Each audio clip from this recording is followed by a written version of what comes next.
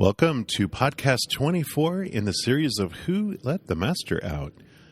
In this episode, we're going to be talking about the two beings that inhabit our existence. And the first time I think my widdle brain got fried. We all have split personalities. And everything seems to make more sense when we realize this.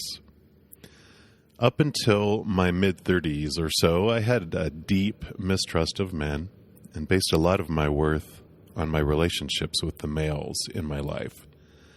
And my fear ego, of course, did its job, accusing and pointing to boyfriends cheating on me, my father not being interested in my life, and my surrogate father, my older brother, abandoning me for his own interests in his life. I don't harbor any negative emotions against any of these men anymore. All of these characters in my life played the roles that we had agreed that they would play. And they asked him to do that in order for me to be forced to face myself and how I felt about who I was. It's what I wanted for my adventure. And all this part of my journey eventually led me into therapy. And I had a fantastic counselor.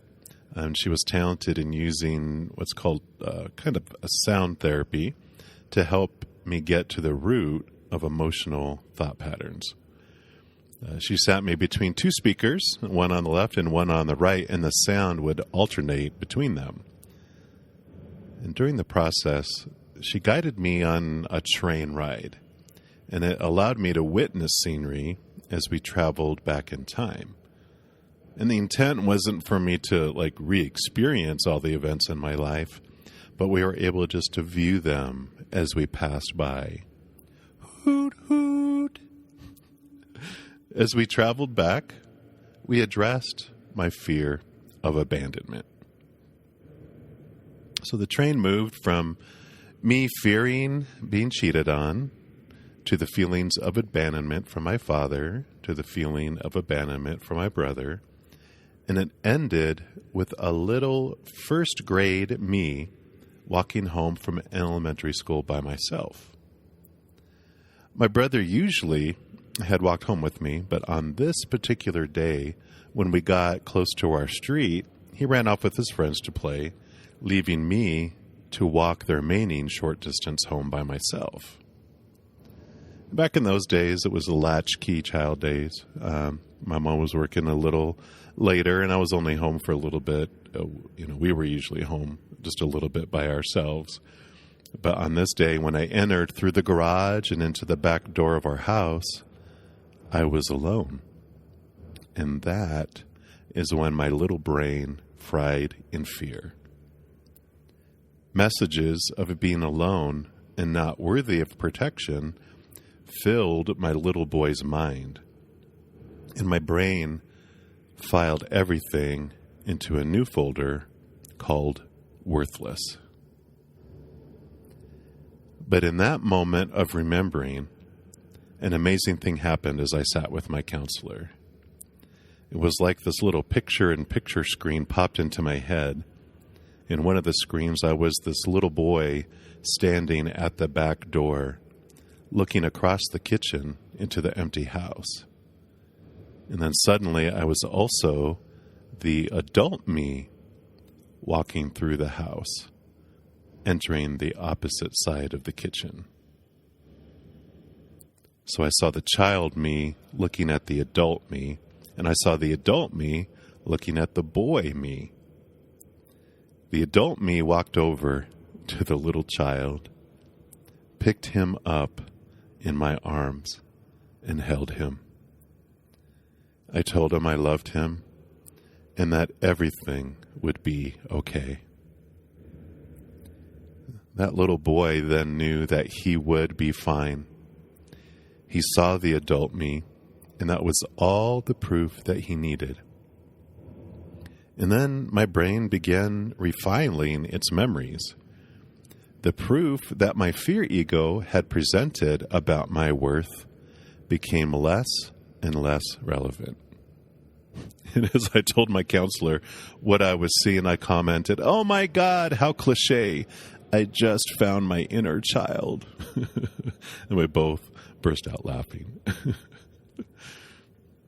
I mention this story because as I discovered the two beings inside me, this physical character I'm playing here that's influenced by my fear ego, and a higher self who is that powerful, supernatural being made from unconditional love, I saw them overlaid onto this scene of my life, this memory that was in my brain.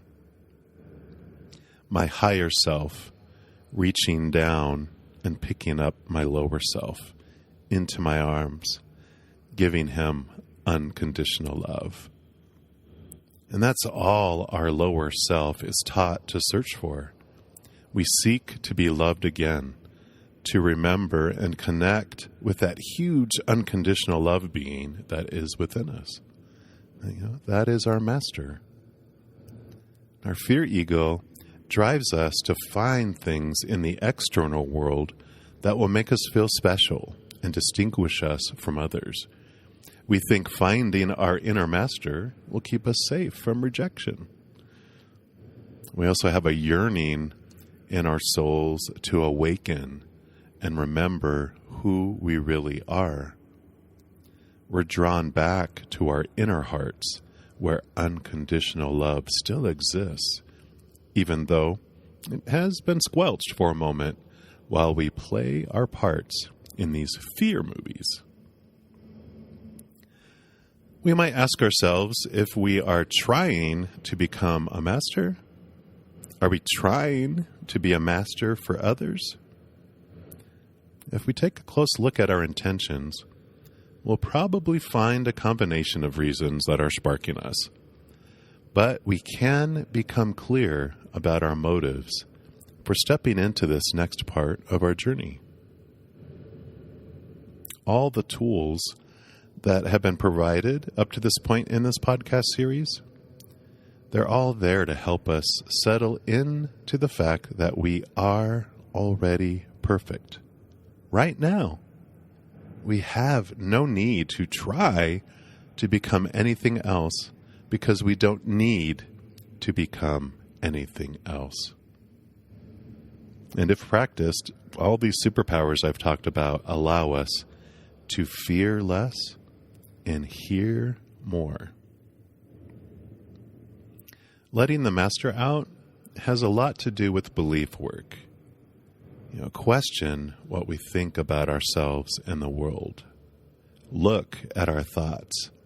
And as these beliefs unravel and expose the lies, we find freedom. And our master is then allowed to be free on this physical plane. Next episode, we'll talk about our awareness of fear. But until then, break the cycle. Be free. Be big. Because we're giants in a world full of amazing giants who have been taught that we're weak and we're small. So silly. It's time to rise. It's time to let your master out.